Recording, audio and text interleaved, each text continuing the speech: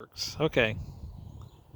Go. Hello, I'm AC Fisher-Aldag, and this is Fun with Folk Magic. And today I'm going to show you how to draw a compass with a doth and rig, which is an older British witchcraft tradition.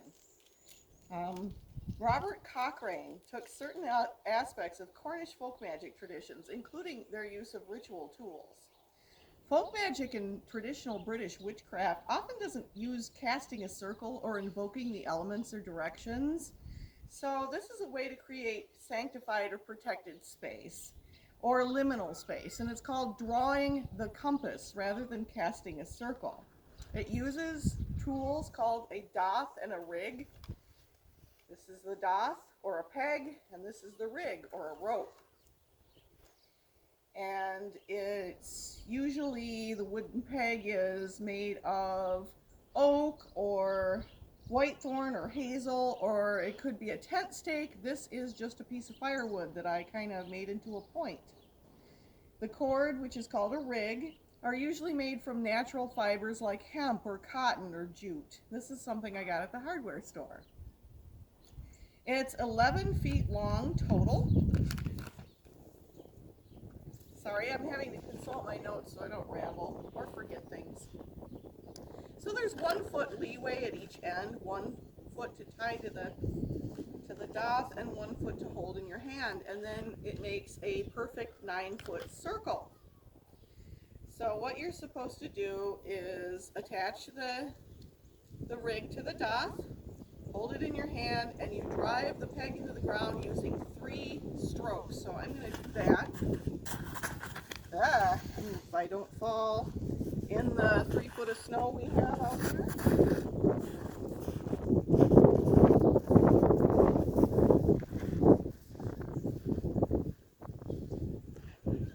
Don't go too far back, Ellen. 1, 2, 3. So I'm hoping that's good. Now I want to go clockwise for Jeshel, which is the true pronunciation of Diosel. I'm going to toss the hammer, don't hit the cat.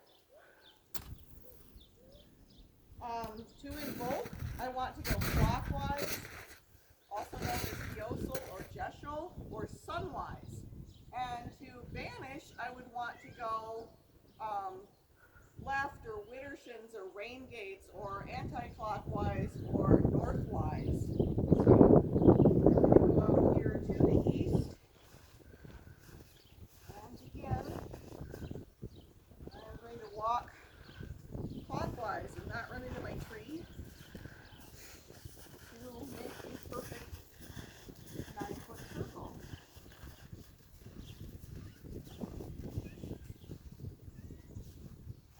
Here I go under the peach tree.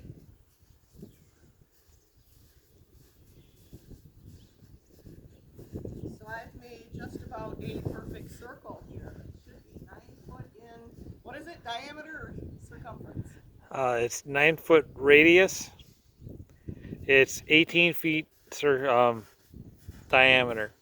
Okay, that's my husband. He's the math wizard. So, consult my notes.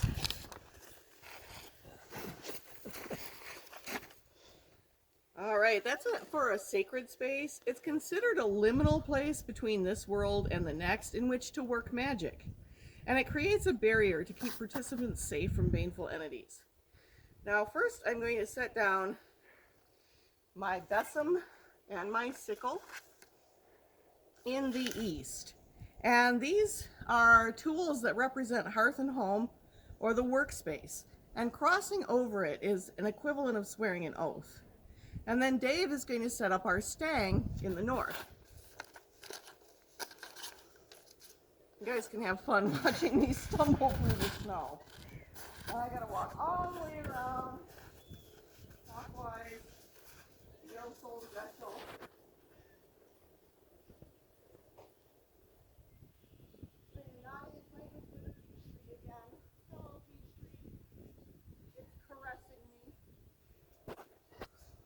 This is just about due east.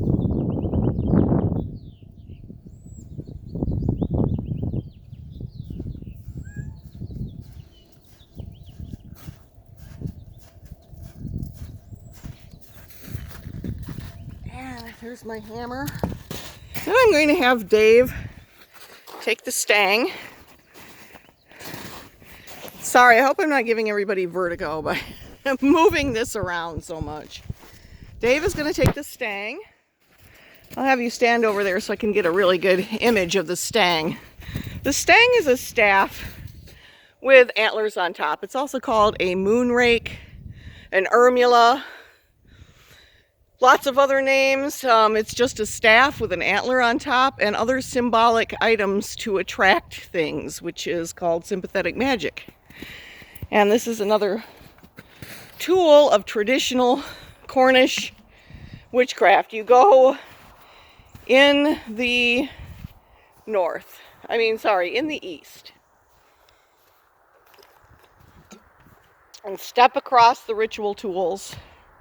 Then you can just walk around inside and put the stang up.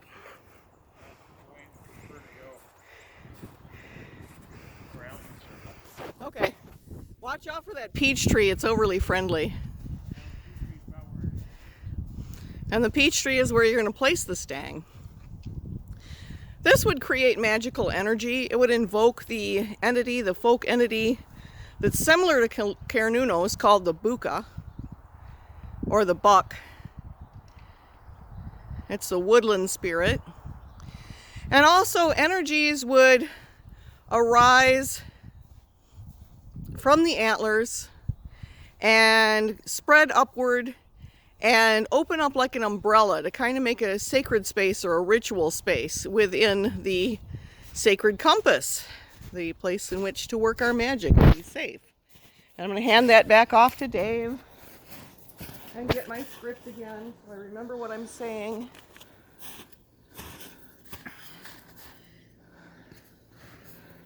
Okay, in the old days, this would have been outlined with candles, or you'd make an elaborate ditch with water or oil. It was also sprinkled around the outside with salt, which is kind of bad for the environment. Or you could lay down a tarp with a permanent circle, a permanent compass inscribed on it, and just use it over and over and over again. Kitty, kitty, you want to be on camera? Go ahead and film the cat for a minute. Where'd you go? They're really happy because they're out here for the first time after like a couple of weeks of below zero weather and snow. Okay, so folk magic practitioners don't always use protective circles. These are mostly done for smaller rites or solitary rituals. And not all traditions do it at all. Not all traditions of British traditional witchcraft make a compass or use the stang or the besom or the doth and rig.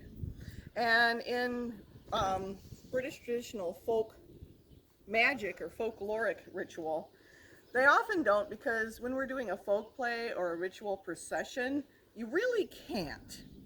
So thank you very much for watching Fun with Folk Magic. I'm AC Fisher-Aldag. This is Dave, my wonderful assistant and husband, and Ben Dithian.